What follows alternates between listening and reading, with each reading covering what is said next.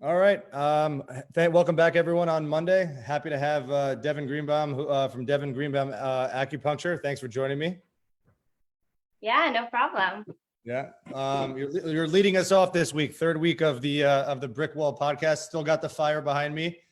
I'm not wearing HeraldPR anything this week because they're dirty and in the laundry. But right before getting on set over here at my in-laws' house, my baby spit on me, so I didn't have any change. So thank you for joining me anyway. I always like to ask. I said, where in the world? For giving me a 2 seconds. Sorry. No, of course. Where in the world is Devon? I start off with that. Where are you? Where are you quarantining? What are you doing? Yeah, for sure. So we've been in our apartment in the city. I've been with my husband in the apartment for this entire time. Just in the city in our little 1-bedroom. My parents will come in to do a little social distancing in Central Park because we live right across the park, which has been a lifesaver for us, just going for walks and spending some time outside. But we've been here. We're good. We're safe. We're happy. That's awesome. We're in upstate New York, and for the first time yesterday, with zero traffic, we went to Brooklyn to have a social distancing Mother's Day visit with my folks. So it was nice, and I hadn't seen that many people except for Walmart in a long time. It was really nice. So Devon, why don't you tell us about your career? Like, why? I know you're an acupuncturist, you're a healer. You've helped me, you've helped people on HeraldPR staff in our office. Like, why acupuncture? Why, Chinese medicine? For sure. So I've been an acupuncturist now for about 2 years. Went to school for 3 years to become an acupuncturist. The main reason that I became an acupuncturist was because my father is actually a Western doctor. He's a physiatrist, so he works with pain management, but he's also certified in acupuncture. So growing up, I would see how he would treat and help his patients using acupuncture and Chinese medicine when he could, instead of Western medicine. And I just saw that he was changing people's lives. And his biggest thing, and what I've really taken to heart so much, is that chronic pain can really affect someone's quality of life. And if you can get someone out of pain and help them feel better, you can essentially give them their life back. So what do you say to those who say that a lot of chronic pain is psychosomatic? So I think the body and the mind are super connected. What I really hate is that when people think that means that your pain is in your head, because it's not. The pain is there and it's physical, but it's just so connected to what's going on in your mind. Pain is connected in Chinese medicine to stagnation and when things aren't moving. And when we get stressed out and angry, we tense up. We tend to tense up. That's usually related to the liver in Chinese medicine. So that stress and anxiety and tenseness causes us to tense up and causes the energy and the blood and everything to stagnate and stop moving. And that's what causes pain. So, they're interconnected. But yeah. So what do you think? You can't, put your hands on a patient right now because, social distancing, and it's very difficult. But now more than ever, we're stressed. People are losing their jobs. They're losing revenue. They can't see their loved ones. They're stuck in a house. This and that, the list goes on and on and on. What do you think it's like? If you were able to put your hands on someone and you were able to, give them acupuncture, what would be your approach right now as far as dealing with this host of both psychological and, maybe being stagnant, just sitting at home for 8 weeks issues? Yeah. So it's honestly been the hardest thing for me because I know all I want to do is just, help my patients. And I've been in touch with a lot of them and friends and people asking, and they're just asking me what they can do. And I just want to put needles in people so badly and help them. But there are a few things that they can do. I would love to go over some acupressure points with them, which I'll do, over the phone, sending them pictures of acupressure points, meditation. I think the hardest thing with meditation is that people have this idea that you need to, that meditating is getting into this state where you're levitating out of your body and it's this out of body experience, and that if you can't do that, you're doing it wrong. But really, meditation, my favorite like quote about meditation is that if you can breathe, you can meditate. And if you just start with taking, a minute of deep breaths, that makes the biggest difference. Doesn't matter if your mind is thinking of all of these different things. It doesn't matter where your mind is. If you can just kind of take a step back and start with focusing on your breath, it makes all the difference. So, meditation, acupressure. I posted on Instagram today, a great thing that you can do with your partner or your loved one or even your roommate is just simple massage. Get some massage oil or even moisturizer or whatever it is, and do some massage, and that gets that energy flowing. We were talking about that pain is caused by stagnation, so even simple touch and massage helps with that stagnation as well. So, and it's a fun activity. Make an at-home spa. Of course, if we're gonna do massage and acupressure, like, and we have 5 minutes, like what are the points, or can you show us some points that would, or pressure points that would be, helpful, like during the time, a time of pandemic, whether it's for relaxation or just to get things flowing, what would you suggest? Yeah, for sure. So I can go over a few simple acupressure points with you right now. The first one I would say for anxiety, for sleep, for stress, all of those things is called yin tong. And it's the point right between your eyebrows. Some people call it the third eye. It's super relaxing. If you just kind of massage it, press on it, works really well on babies and dogs as well. If you're ever trying to get them to sleep, they pass out. So I would say that's probably the number one for anxiety, third eye or yin tong. I know a lot of people are going through a lot of depression right now and just kind of low moods, and we've all been hoping for good weather, and sometimes that can affect us as well. So right now I'm looking out my window and it's raining and it's a very blue and gross day. It was sunny 10 minutes ago. I don't know what you're talking about. I know. And now it's pouring. I was like, oh, the lighting is going to be so great. I'm going to sit by the window.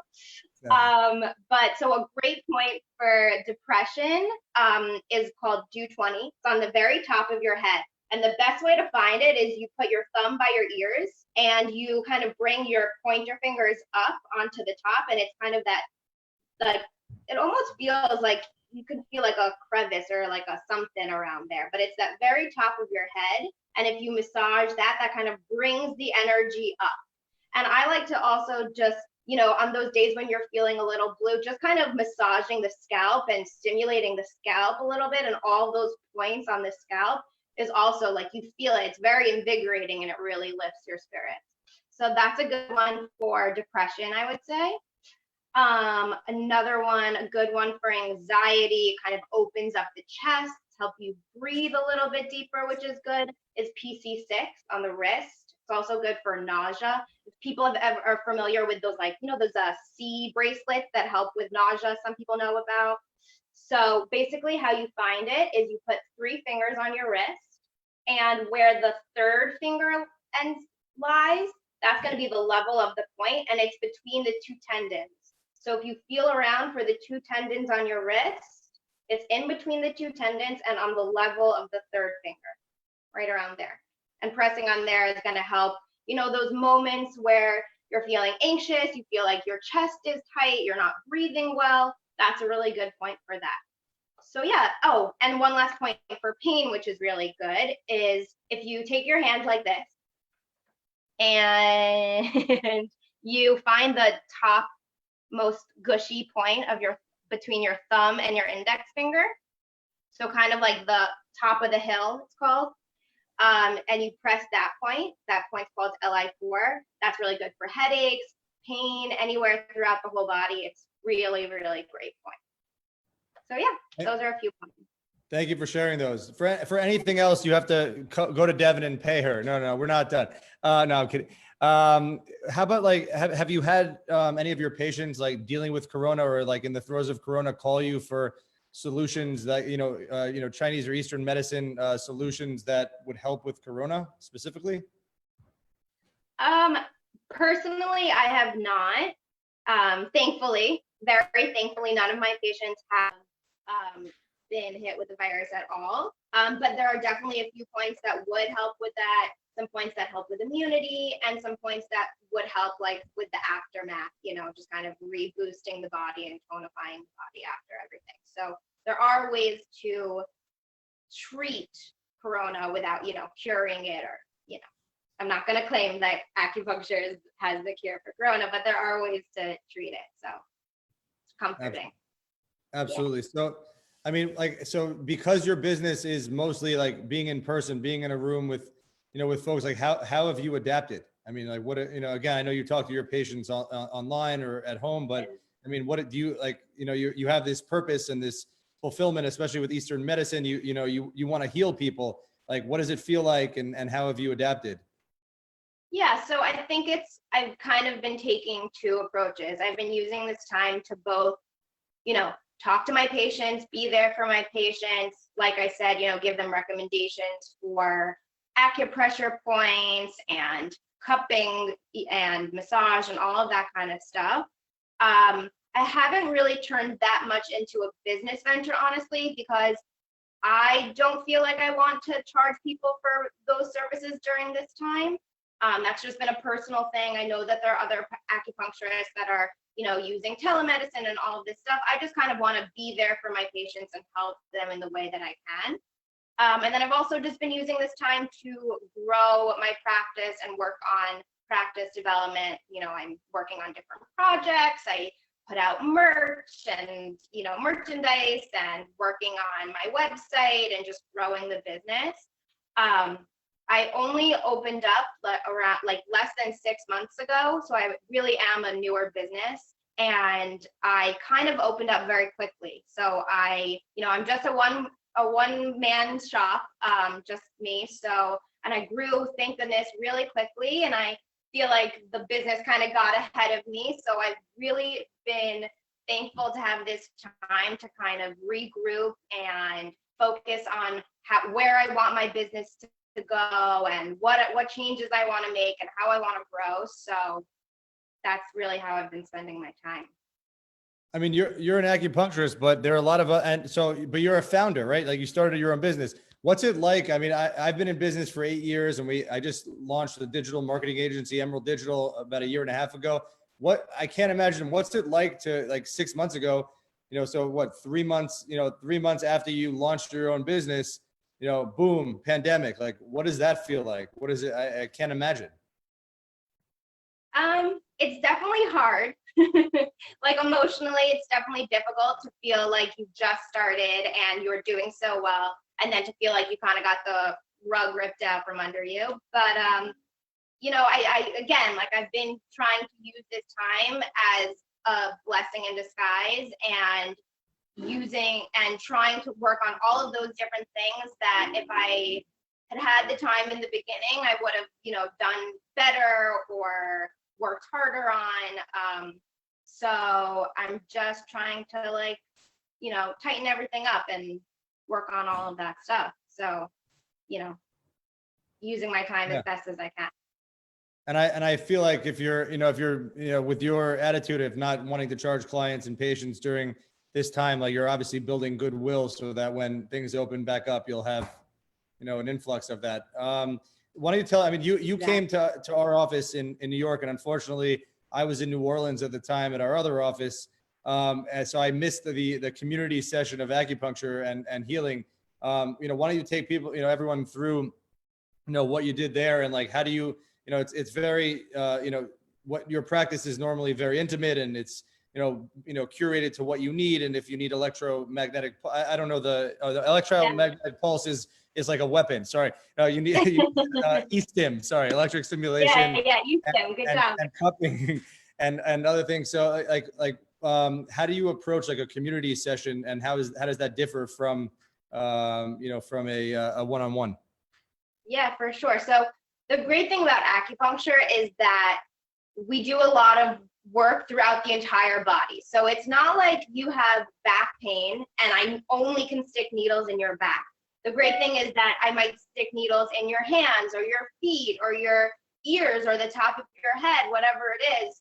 So acupuncture also lends itself to community style acupuncture, which means it's a bunch of people in a room. And while everyone is fully clothed, sitting in comfortable chairs, I can go around and do some acupuncture to everyone while they're together. And it's a great way to do acupuncture more affordably and with more people, kind of exposing them to it. So what I did in your office was I had everyone sitting around, I played some nice music, everyone was relaxing. I just went around to each different person, did some basic points for whatever they had going on. They kind of whispered in my ear they wanted something for back pain or headaches or stress, popped in a few needles, and everyone kind of relaxed together. And then when the time was up, I pulled everyone's needles and everyone felt good. You didn't share any of those elements with my HR team, right? No, I'm just kidding. We appreciate you doing that. I mean, that was, I know everyone at the team, on the team in New York enjoyed that.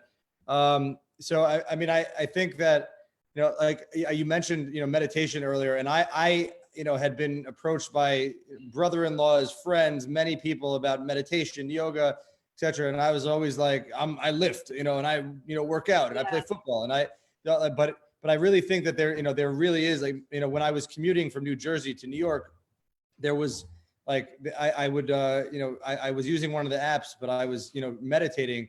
And after, whether I did 5 minutes at first, 10 minutes as I, built it up, and then 20 was like the max that I did, the breathing and like setting your mind on other things really was this refreshing thing. And I was stressed from, I'm an early riser at 6 a.m.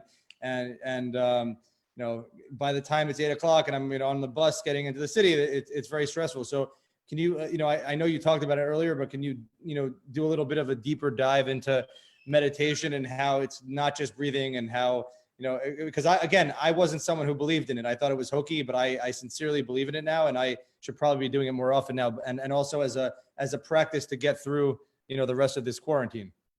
Yeah, for sure. So I, like you, I do all different types of things. Some days I only have the patience to sit down and just focus on my breath for 5 minutes. Some days I like to do, one of these guided meditations apps. And some days I like to, just put on relaxing music and go for a meditative walk, or go for meditation. Really can be whatever you want it to be. And I think the biggest thing for beginners is to not view it as something so daunting. People put a lot of pressure on themselves and a lot of pressure on the meditation themselves, and a lot of judgment as well. So if you kind of take a step back and you're going to say to yourself, I'm going to do whatever feels right for me today when it comes to meditation, and not put your pressure on yourself.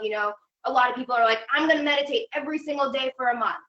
Okay, maybe maybe you're going to miss a day, or maybe some days you're in that agitated state and you don't have the patience to, sit down and meditate. But trying different things, whether it's the apps, I think the apps or the guided meditations are amazing. I use them myself. I love Headspace.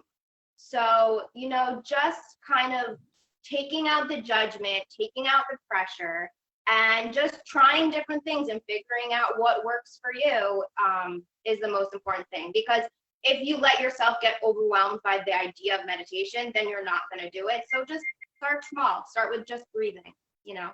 That's my biggest piece of advice. And would you say to start, like for me, I used an app. I also used Headspace. I wasn't trying to advertise anything. There's also Cohn. There's other, but and it really worked, because like by myself, again, it's hokey. Like I'm sitting here on New Jersey Transit, heavy breathing next to someone I don't know, which during Corona wouldn't be acceptable. But do you think that, like, so as a beginner, do you think that one of those tools or the apps are the way to go? Or do you think that, like, just take a second or 3 minutes and start breathing on your own? What do you suggest? I think that everyone is different. I think that some people need that guided meditation to kind of force them to sit down and do it. And I think sometimes, and I don't know if you feel this way, but sometimes the idea of someone talking to me and telling me what to do in my ear is annoying, so it's just kind of whatever speaks to you. Sometimes Not when it's a gentle Australian accent. It's so oh, nice. of course, Yeah. of course. Yeah, Some of the gentle Australian accent just makes everything okay. But of yeah, course. I think that that is really good for most people, but for other people, it's annoying and overwhelming. So just focusing on your breath is also really good as well. That's all. That's awesome advice. And I'm straight up a believer. Like meditation works, yoga works as far as, like pushing yourself into poses and like getting past the pain or the strain of it. I feel like that can be applied to, the rest of your life. Maybe another stressful situation or an anxious situation is not as bad because like, oh, I just pushed through that pose, or I just made myself do this for 10 minutes and I got through it. So yeah, it's obvious. Yeah, again, to make me a believer was difficult. Yeah. When do you anticipate? I know that there's different phases of reopening, both in New York, different states, etc. Where does acupuncture and Eastern medicine fall within necessity or essential medicine? Yeah, so it's complicated, and I think that a lot of different people have different opinions on this. I just want to do what's best in terms of keeping patients safe and, off the subway if that's, a concern of theirs. And, so honestly, personally, I'm just waiting to see what some of my colleagues do, and I'm going to follow what they do. That's honestly just me being completely honest. I don't feel the need to be a pioneer and be the first one open. I'm going to see what other healthcare providers are doing and what, the city recommends. I try to take things day by day, like every time I speak to a patient who, really needs acupuncture and really wants to come in, my heart is just like, hurting so much for them because I really, really want to open. I just kind of have to wait it out and see what other people are doing. And what kind of precautions will you have to take? Like, do you see I saw an article today in the New York Post, which maybe you saw, and again, that's not the best news source, even though I love it and it's my favorite tabloid. But about like face shields are really the way to, like, you need a mask and a face shield because Corona can be transferred or transmitted through the eyes. Like, what are you gonna be wearing when you're touching patients? I know, and that's kind of one of the things that I'm most concerned about because one of the best parts of my something that's really great about coming into the office is we have like such a nice, warm, comfy vibe, with sheets and towels and just overall very warm and comforting. And, for me to no longer be able to use my sheets and only use, table paper, and maybe I'm wearing a mask, maybe the patient's wearing a mask, is, hard to think about.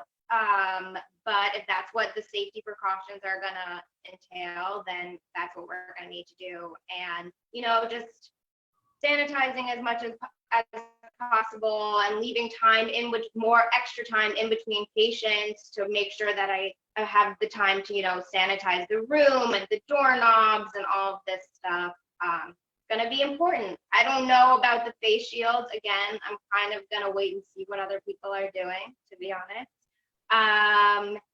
and follow suit and see what the recommendations are. Absolutely. But I mean, from your energy, you can tell you can't wait to get back in there and to be fixing people. I know. Yeah. Yeah. So I know. I was a patient of yours and had some, muscular problems, and you helped me, and it was amazing. So I appreciate it. Want to tell everyone where can you be found online? Where can you be found on social? So that I always want people to be able to find you, so that when this is all over, you'll have lots of corporate community sessions and lots of people on the table with a shield and face mask and gloves and all the mushigat. Right, but in the warmest way possible, Exactly. So everywhere I'm Devon Greenbaum Acupuncture, DEVON, GREENBAUM Acupuncture. And I'm on Instagram and Facebook and all of those things. And my office is located in Midtown East. And my website is also devongreenbaumacupuncture.com. So yeah, and I'm really happy to answer any questions regarding acupressure points, massage, cupping, all of those things that you can do at home, free of charge. It's kind of my way of like giving back to people during this tougher time. I just want people to feel better and be less stressed and out of pain. So yeah. It's so refreshing. You're not a hospital that charges my insurance 4 times for the same thing just to make sure they get paid. You want to do things for free? Well, I'm not used to that. No one's used to that. I know. No, that's wonderful. Devin, I appreciate you. I really think it's important because like it's such a stressful time. There's so much anxiety. Like, I've been doing yoga and some meditation with my wife, and I've been trying to maintain, exercising. Like, it's nice. Like my desk is right here, and my yoga studio is about 3 feet away, so they intersect. But it's and hopefully it'll get warm enough soon that you can swim in the lake a little bit too. Not gonna. I don't Might like take some muddy time. bottoms. I don't do lakes. I don't do muddy bottoms.